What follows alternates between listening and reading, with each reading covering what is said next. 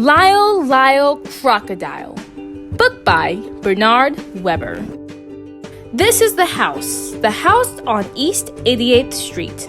Mr. and Mrs. Prim and their son Joshua lived in the house on East 88th Street. So does Lyle. Listen. That's Lyle. Lyle the crocodile. Lyle was very happy living with the Prim family. He was especially happy when he was being useful, like helping Joshua brush up on schoolwork. But if Lyle was happy, he was making someone else unhappy. Perfectly miserable, in fact. That someone else was Loretta, Mr. Grump's cat. Mr. Grumps lived just 2 houses away from the Prims. Whenever his cat caught even the slightest glimpse of Lyle, she would fling herself into a nervous fit. Lyle wanted desperately to win Loretta over. He tried flashing his sweetest, most two-thumb smile at her to show how really friendly he was. But this only frightened the distressful cat even more. In the end, Mr. Grumps, who was even more excitable than his cat, would burst from the house, shaking an angry fist at Lyle. "Something will have to be done about that crocodile," he shouted as Lyle fled to the safety of his own house. To take his mind off of his trouble with Loretta and Mr. Grumps, Lyle filled his days playing with Joshua and his friends. He loved being it. He could skip double dutch 100 times without missing. It came as no particular surprise that Lyle could high jump, but Loretta, who was just let out for an airing, was surprised. She was terribly surprised. Loretta was so surprised and so shaken she fled to the nearest tree. No amount of coaxing would bring her down. Not until Mr. Grumps arrived to rescue and comfort her, she would consider coming down. "Something will have to be done about that crocodile," stormed Mr. Grumps. Now Mr. Grumps was really furious. Now he knew he would be snappy, irritable, and impossible to live with when he returns to his job in the big department store the following day. For the next several days, Mrs. Prim thought it would be best to keep Lyle close at her side. Together they fussed about the kitchen, preparing good things for the family to eat. When the weather permitted it, they took lunch to the park. Lyle was always the one for sharing. They even took trips downtown. There was much to see in the big city and much to do. Mrs. Prim could spend hours just browsing around the antique shops. Lyle could spend hours watching building construction. They both loved to ice skate.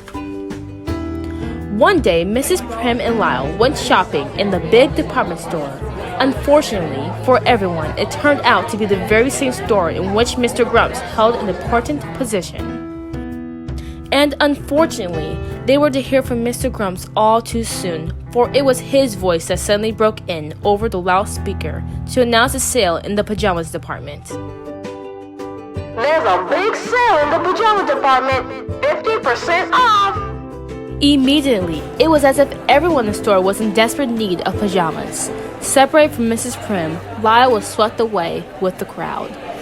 As they neared the pajamas department, Lyle thought he heard a familiar voice. "Lyle! Lyle!" The voice called out.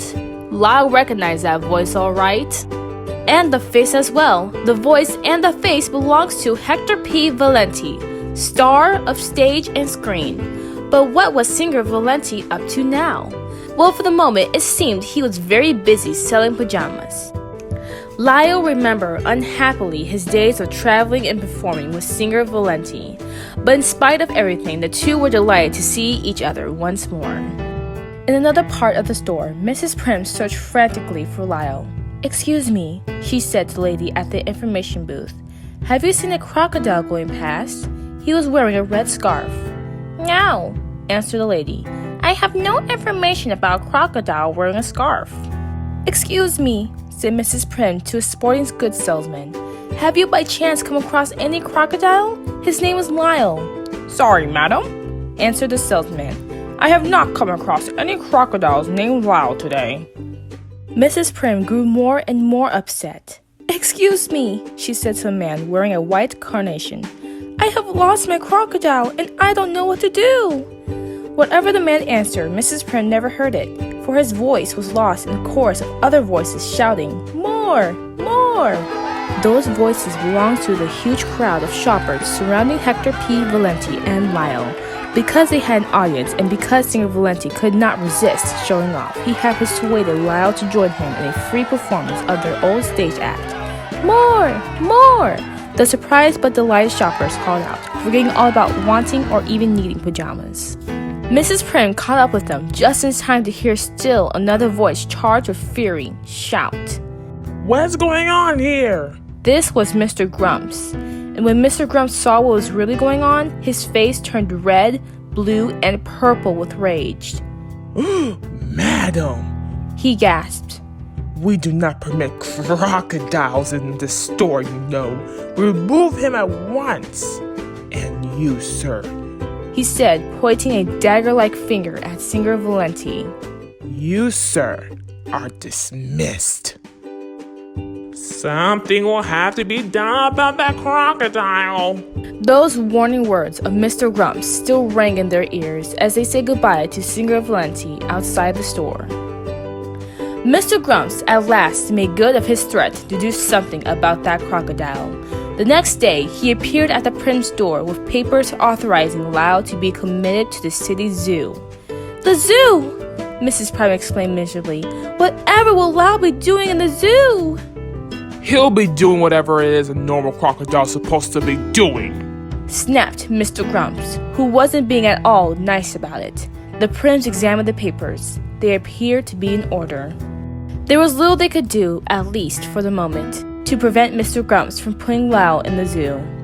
Lyle's first night was difficult indeed. Not wanting to seem unsociable, he decided to join the other crocodiles, who were closely piled together. Just when he thought he had gotten himself comfortable to the top, he awakened to find himself crushed to the very bottom. Lyle's restlessness so annoyed the other crocodiles, they all just got up and stormed off in a huff. Lyle was happier during the day when visitors come. He amused everyone with his usual tricks, and before long was the biggest attraction at the zoo. Joshua and Mrs. Prim visited regularly, arms laden with games, toys, and Turkish caviar Lyle so loved. Mrs. Prim did her best to smile and appear cheerful, but just couldn't hide her concern. "Are you feeling all right, dear?" she would ask. "Are you getting enough rest? Are you making friends with the other crocodiles? Do the lions keep you awake at night? Is the floor too damp? Do the flies pester you?" Lyle shook his head yes or no, depending on the question. He tried putting on a brave front, but Mrs. Prim knew very well he was unhappy and fought back her tears. One night, a new keeper appeared at Lyle's cage. Surprise, surprise! The new keeper turned out to be none other than Hector P. Valenti, star of stage and screen. "Shush!" whispered singer Valenti. "I have come to rescue you." Singer Valenti unlocked the door of the cage, and astonished, Lyle set free. "You can't go home again," said singer Valenti, when they had put the zoo behind them. Singer Valenti was bursting with ideas. "Hey, we'll put our old act together again," he said. "We'll fly to Australia. They'll love us in Australia." Lyle groaned. The very thought of never seeing the house on East 88th Street again was grim indeed, and too much for him to endure. Singer Valenti read his thoughts and decided Lyle should have one last look on the house on East 88th Street. Approaching the now sleepy street, they were suddenly met with a wall of dense smoke. The smoke, they realized with horror, was coming from Mr. Grum's house. While Singer Valenti ran to signal the alarm, Lyle broke into the house and rescued the still sleeping occupants. A gasping, frightened Mr. Grumps and his cat were led to the safety of the street. Now the Prims and the entire neighborhood were awake and witness to Lyle's heroism. Mr. Grumps couldn't thank him enough. Ladies and gentlemen, said Mr. Grumps to the crowd of onlookers. Lyle is the bravest, kindest, most wonderful crocodile in the whole wide world. I would consider it as a privilege and a pleasure to have him as our neighbor once more. Hooray! Shout the Prims.